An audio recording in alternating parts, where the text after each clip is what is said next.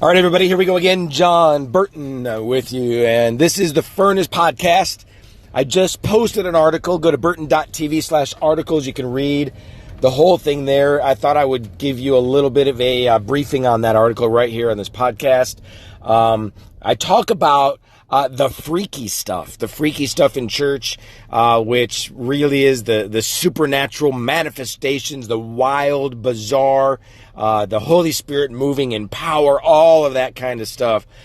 And we need to understand how critical it is that we do not shy away from the Holy Spirit moving in the church. Now, that's obvious to a lot of us. But what I really want to hit on is how most of us, I think, most pastors and churches and Christians do not understand how absolutely critical it is to go deep, kind of behind the scenes, or to go deep Monday through Saturday. And here's what I mean. When I was in Manitou Springs and Detroit and pretty much everywhere I've ever been in ministry, the most important part for me by far was not the Sunday service. I enjoyed the Sunday service, or whatever day we would meet on. Sometimes that was Saturdays or whatever. I enjoyed that. It was important. It was good to come together.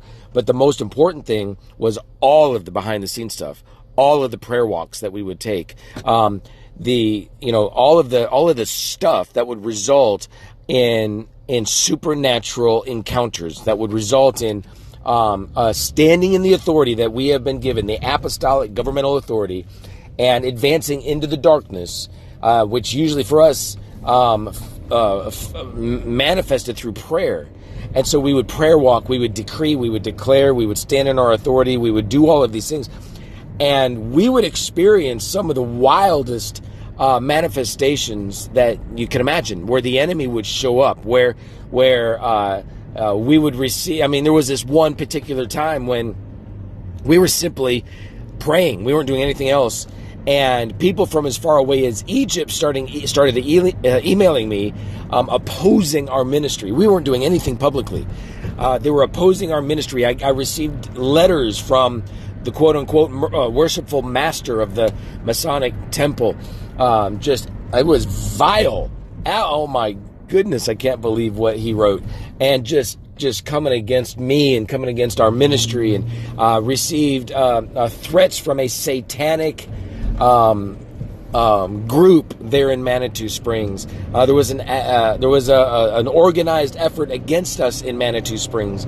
All of this because we were praying, we were standing in our authority, we were legislating, and so as we do all of these things behind the scene, and we provoke the enemy as we just awaken that dragon, it's from there where we're going to have authority, we're going to have strength, we're going to have breakthrough. So then our Sunday services can be powerful.